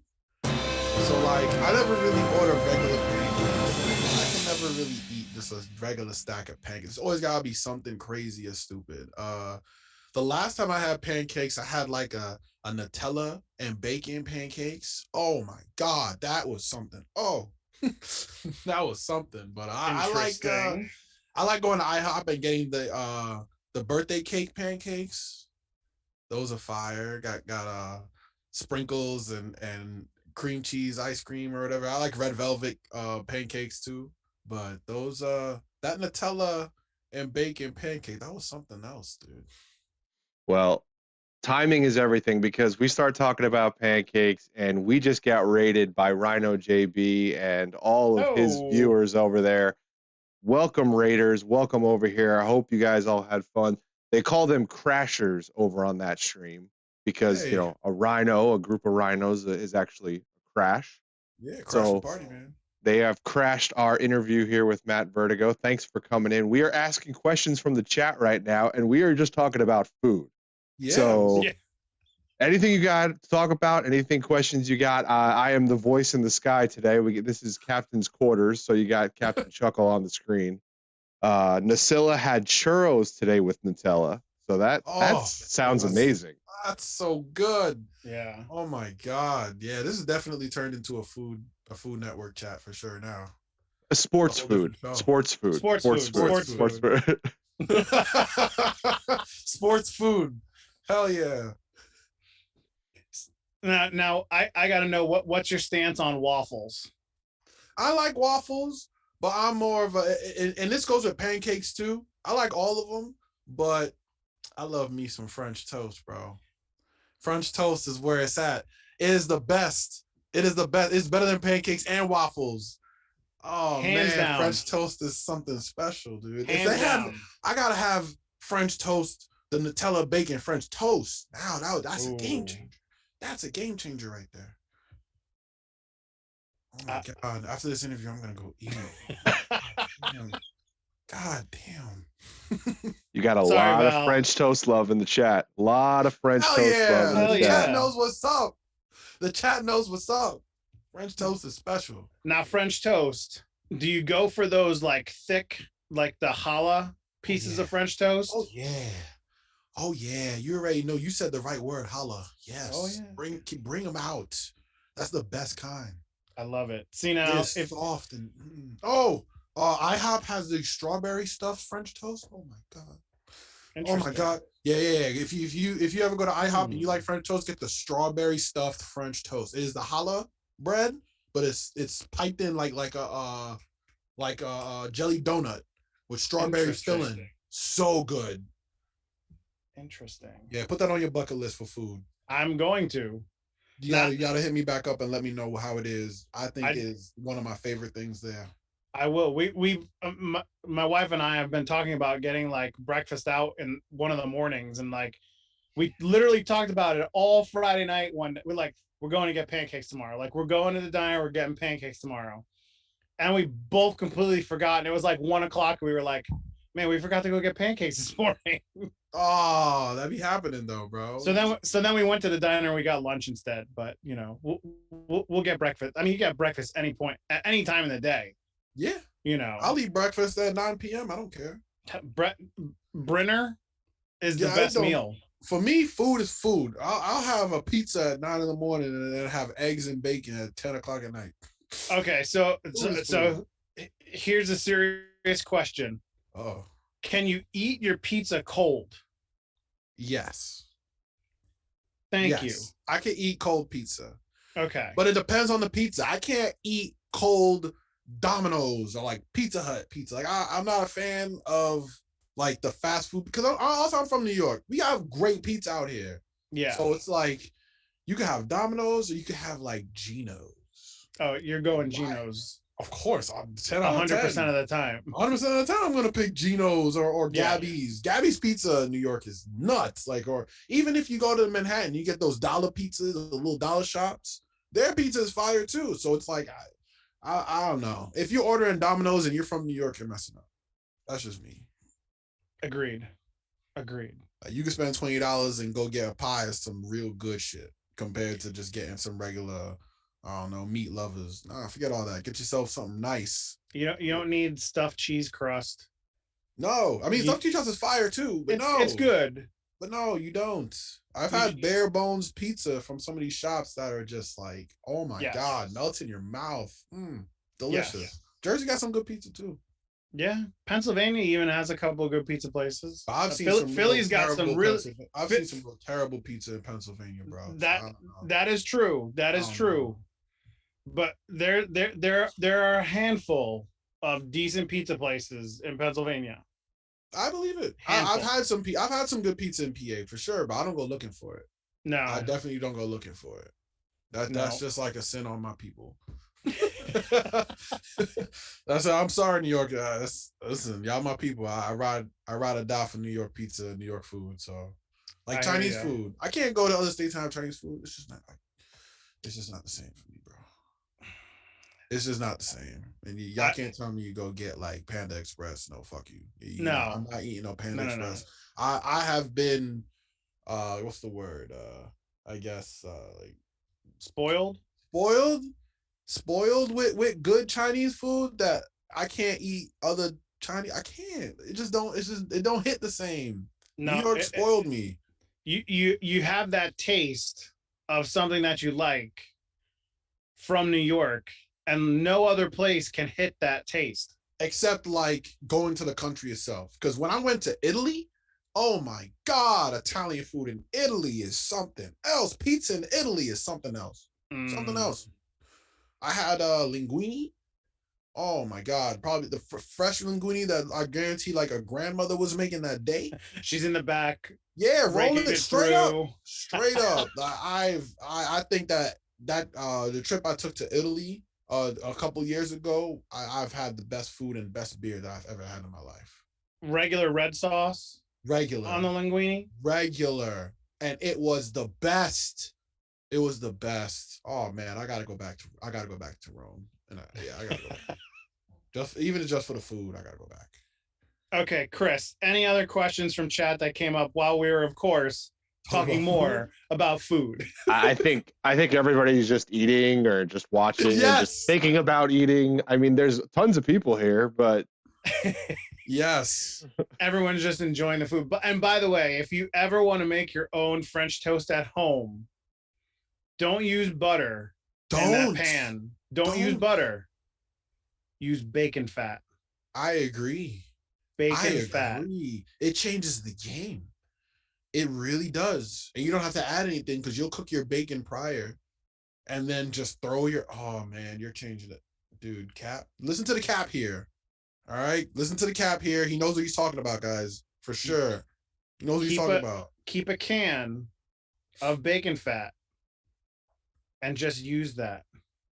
Yeah, even if it's not in the can, it's fresh. You just made bacon, if it's fresh right from there. And then like you pour some of it out, and you just start putting the oh God, I'm getting hungry again.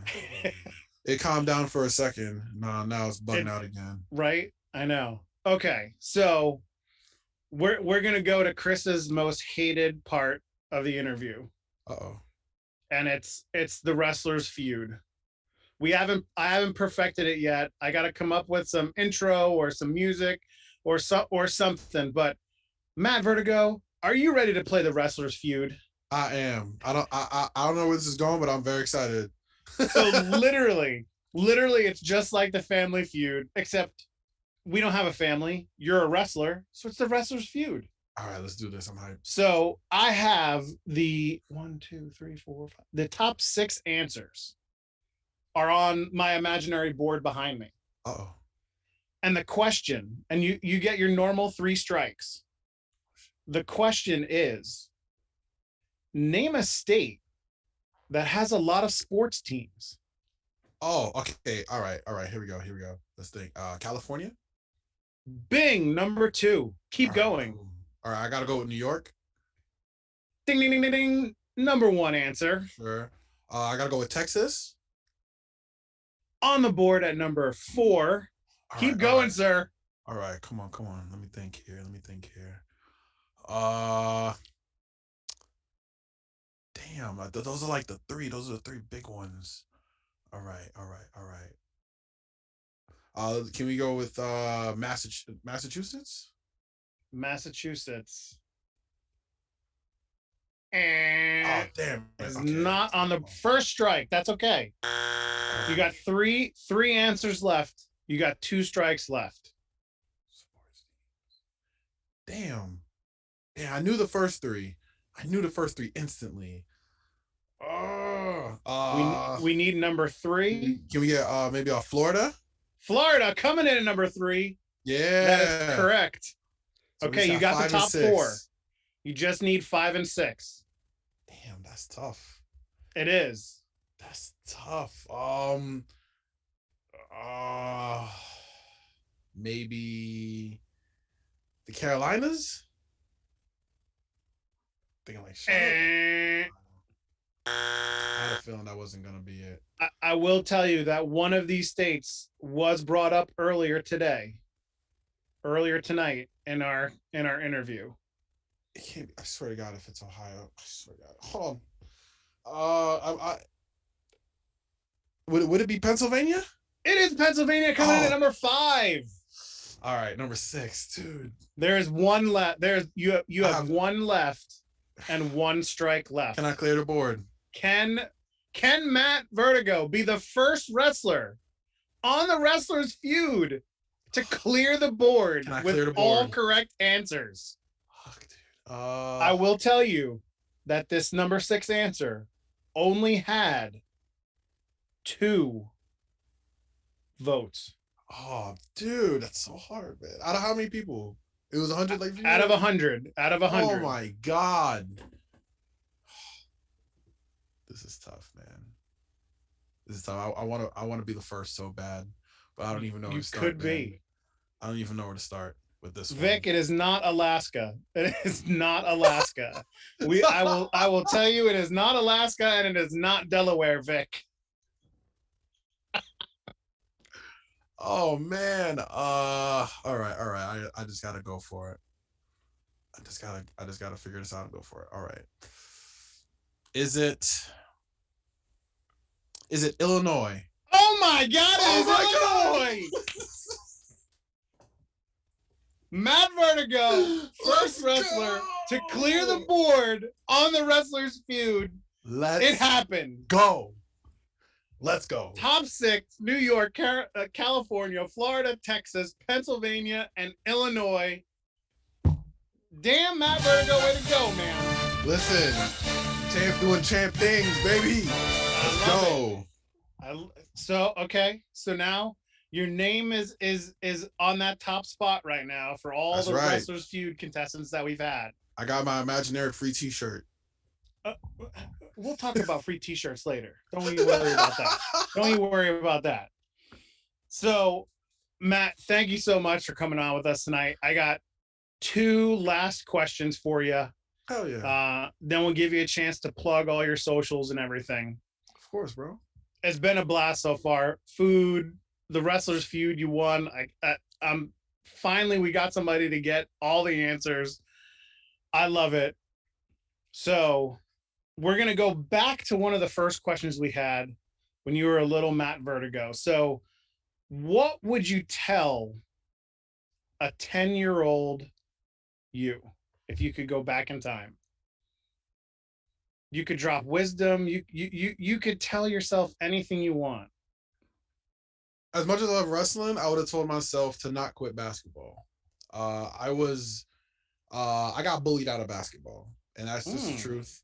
I wasn't necessarily the biggest or strongest. I was bullied a lot when I was younger. Like I said, I was a stick figure. So, you know, what was I really going to do? Especially in New York. You already know how grimy it could possibly be here, especially in middle schools and elementary schools and high schools. It's grimy as hell. No matter what school you go to, it could get grimy. Yep. But yeah, I would tell myself don't quit basketball. Because I was pretty good at that age. And like I said, I ended up being 6'6", 225 pounds. I could have, you know, I honestly feel like I could have been in the league if I really, really put my mind to it. But I'm also very thankful for wrestling because wrestling changed my life and it shaped me into who I am today. And I think that without wrestling, I wouldn't be who I am. So, but I mean, I wouldn't have quit basketball so young. I think that's the best advice I would have given myself at that age. Nice. Now, extra question: Did that bullying happen at the college level or no? Like, and I didn't necessarily really play like it was D3.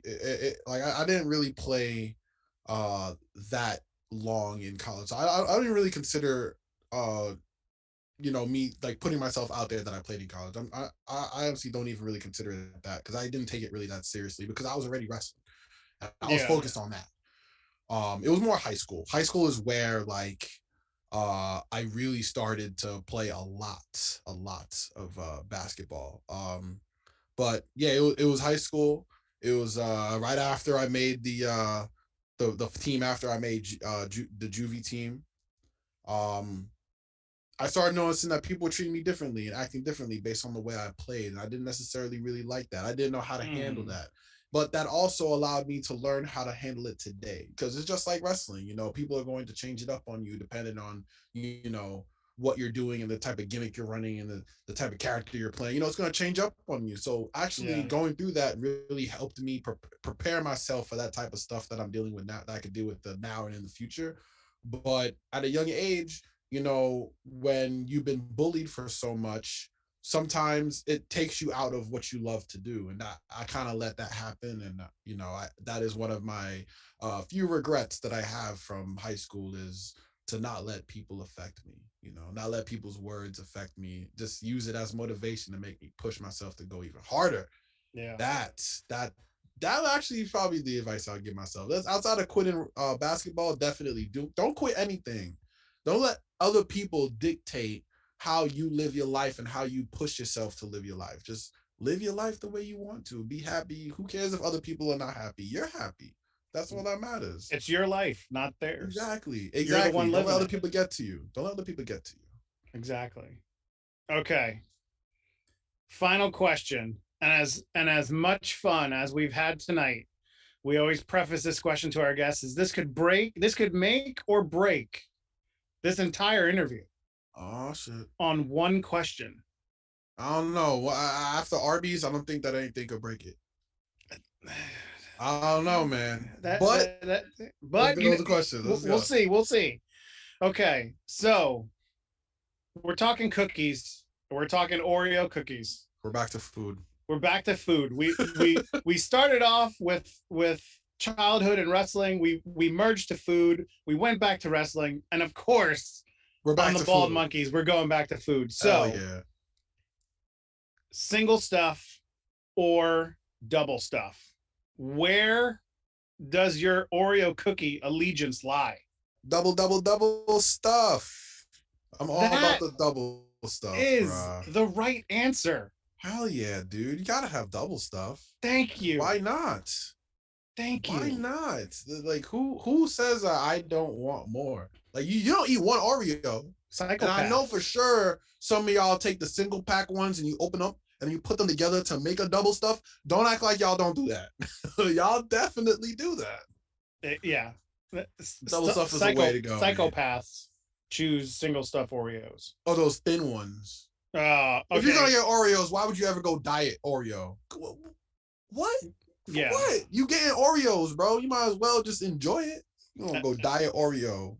I amend what I said. Single stuff Oreo eaters are crazy. Thin stuff Oreo eaters are psychopaths. Psychos. The mini Oreos though are fire. Like even though they're not double stuff, the mini Oreos are pretty good. But if you're buying Oreos, gotta go double stuff, dude. We just talked to, I think it was on Val's show. I think she talked to Aaron Wade, and he chose the mini Oreo cookies. The mini ones are really good. Just shove a whole bunch of them. They're so good. Like I can't even describe them. There's also this Oreo flavor that I had when I was in Ohio that I can't seem to find anywhere. I don't know if it doesn't exist anymore or what, but there were these wild berry Oreos, and I almost I bought like a pack of 6 because I was a nut. Like wild berry Oreos. Oh, they were so good. They were so good. It was like regular chocolate Oreos, but they had it was double stuffed, but with a wild berry filling. Huh. It was so good. Chocolate and berries always works. Always works. Yes. I need him to bring that dip back. Strawberries. I need him to stop with this mint bullshit. I need him to get out of this mint and peanut butter Oreos and just give me my wild berry back. That was fire. And I hope that you get an opportunity to try the wild berry ones if they ever come back out. Hold on, let me see if I can find it real quick. I'm not a big fan of the flavored Oreos, but I have had the carrot cake ones, and I'm a fan of carrot cake, and they were actually halfway decent.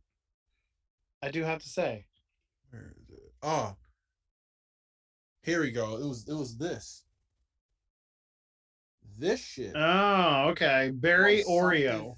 This was something, and then they kind of tried to make it up by adding this, and this was really good too. Berry burst ice cream. What in the hell? Dude, so good.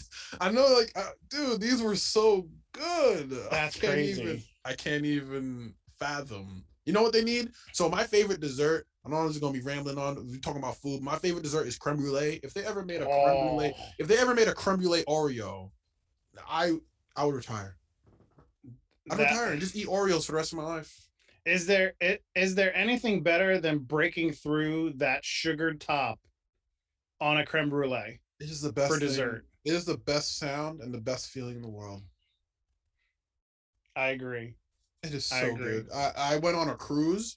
Oh yeah, I went on a cruise around Europe a few years ago, and Matt Vertigo, the world traveler. I love traveling. That it is possibly one. If I could be like Andrew Zimmern and just travel and eat, That'll be the greatest. That'll be my life's treasure right there. Just to travel and eat. That's all I love. That's what I love to do outside of wrestling: travel and eat, play video games. But I was on a cruise, and every night I had creme brulee for 13 days. Oh my Lord. 13 days. Every night. It got to a point where our server wouldn't even ask me for dessert. He just put one night he put 2 cups in front of me. He was just like, "Sir, your creme brulee." you already know, boss. Oh, that's awesome. Well, in case you didn't know, double stuffed Oreos is the correct answer. Of course it is. It's always the right answer. If you didn't know. No, I don't know who doesn't know, who needs to know, but if you got to get slapped to know, I mean, we could play that game too. I agree. Well, Matt, it has been a blast. Thank you so much for joining us tonight. If you're in the New York area, New Jersey area, please check out Last Breath on November 20th in New Jersey. And the Saw show is in Pennsylvania, right? And that's right in the Skook. If you're from PA, you know about the Skook, so yeah, right so there. That's the beginning of next year. So please come out, support independent wrestling. And while we're talking about support, Matt, tell everybody where they can find you. Hell yeah, bro! You can definitely find me on major platforms. On Twitter, it's at Matt Vertigo. Pretty simple. On Instagram, you know, we got a lot. You got a lot of little things you got to add on to that name tag. But it's Matt_Vertigo_pro. You could also follow me on Twitch at Vertigo Videos and Vertigo Creations. I also have my own private store outside of the Pro Wrestling Tees, which Pro Wrestling Tees is called the Drip Shop. But you can go over to Teespring / Vertigo Apparel. You can go check out my different designs and custom designs and exclusive designs that I only put out on that shop. And then also, you see I'm rocking a brand, Renowned. You could check out if you're into like sportswear. I am sponsored by a fitness sportswear team called Renowned Sportswear. You can go check them out on Instagram. And yeah, they got everything from leggings for women to boxing gloves to resistance bands. You know, anything that you can get your fitness journey going or started. Or if you're already in your fitness journey, you know, get it moving faster, you know, and push yourself. So, you know, definitely check me out, follow me. And my DMs are always open. Tweet at me. I'm always answering and having conversation with the fans and friends. So, you know, hit me up for sure. Nice. And yes, he does answer. And everybody in the chat, you've probably seen some of his t-shirt designs rolling through the Twitch at the bottom. So definitely go support. Check out his stores at Pro Wrestling Tees and at Teespring. Please support pro wrestling. And everybody, tomorrow night, the Stack with Val is back. The Stack. And she will have Boomer Hatfield. Yes, so, another great name. Yes, you got to check that out. Boomer's the man. So if you're in the chat, please come back tomorrow night, 9 p.m. Eastern time for Val and Boomer. It'll be a great time. I will be here. Chris will be here. Val will be here. Matt won't be here, but maybe he'll show up in the chat. You never know. Yeah, I'll definitely show up in the chat. Boomer Hatfield is the man. Hell yeah, that's going to be a fun show tomorrow. Definitely. So, Matt, once again, thank you so much, sir, for joining us. Of course. We're gonna send us back to the green room, so just hang out. Christopher, send us to a raid. Where are we going so I can tell all these wonderful people? Or you can tell them. We're going to Effie's channel. Let's get it. So everybody hang out. We're going to go say hi to Effie. Matt, thank you so much for joining us tonight. I appreciate it. This has been the Captain's Quarters. We will see you next time. Come back tomorrow. Boomer Hatfield and Val.